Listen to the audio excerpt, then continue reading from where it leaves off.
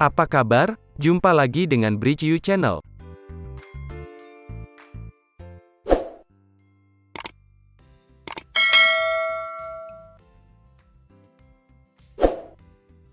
What is that earthquake?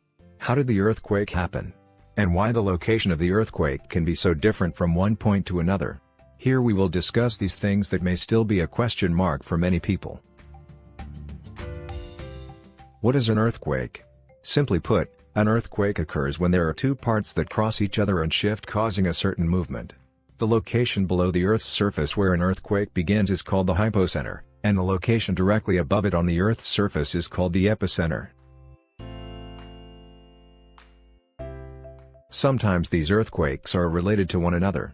This explains why an earthquake with a small magnitude continuously can cause a large earthquake to follow behind.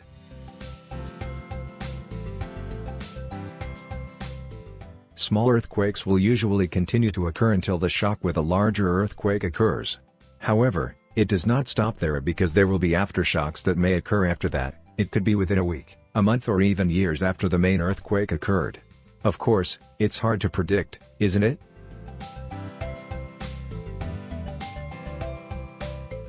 Earthquake cause and location. Earth consists of layers that form it into a single unit. The four main layers of the Earth are usually divided into the categories inner core, outer core, mantle, and crust. The mantle and crust are the outermost parts of the Earth's surface. However, these two layers are not a complete layer like the layers in a layer cake, because the layers contained in these two parts consist of many complex parts that protect the Earth's surface. Not only that, but these pieces kept moving slowly, sliding against each other and bumping into each other. This part is what we often call plate tectonics. Plate boundaries are usually places that have the potential to cause earthquakes, because their edges are made up of rough plates that are trapped and constantly moving. Eventually, when the plates have moved far enough away, their ends stick to one of the faults and cause an earthquake. Why does the Earth shake during an earthquake? Shocks due to earthquakes don't just happen.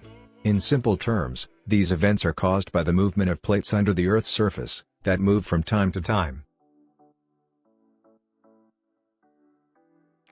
When the edges of the plates stick together, there are blocks of the plates that move and produce a certain amount of energy. The force of the moving block is friction, and the edges of the block slide freely to fill the empty space, causing energy to be released in it. This energy radiates outward in all directions in the form of seismic waves like ripples in a pond. These seismic waves shake the Earth when this happens. Then when the waves reach the Earth's surface, they shake the ground, and anything on it up to houses a certain distance away. How are earthquakes recorded? Earthquakes are recorded with an instrument called a seismograph. A seismograph is a device that measures and records earthquakes. In principle, a seismograph consists of a ballast hanger and a sharp, pencil-like tip. That way, the strength and direction of the earthquake can be known through an image of the Earth's movement, recorded in the form of a seismogram.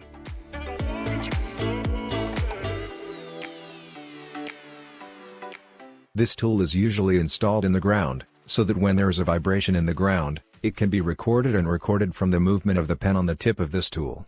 The difference in position between the shaking part of the seismograph and the stationary part represents the recorded earthquake. The prototype of this tool was first introduced in 132 BC by a mathematician from the Han Dynasty named Chang Heng. With this tool, people at that time could determine from which direction the earthquake occurred. The big breakthrough for measuring earthquakes didn't come until the 1920s, when two American scientists developed an instrument called the Wood-Anderson seismograph, a more sensitive tool, and is used as the basis of seismographs until recently. The earthquake is indeed a scary thing and needs to be watched out for. However, you need to know that we still cannot run away from this natural phenomenon that will continue to occur. But you can still be on guard and look for ways to ward off the possibility that occurs. At least save yourself and your beloved family.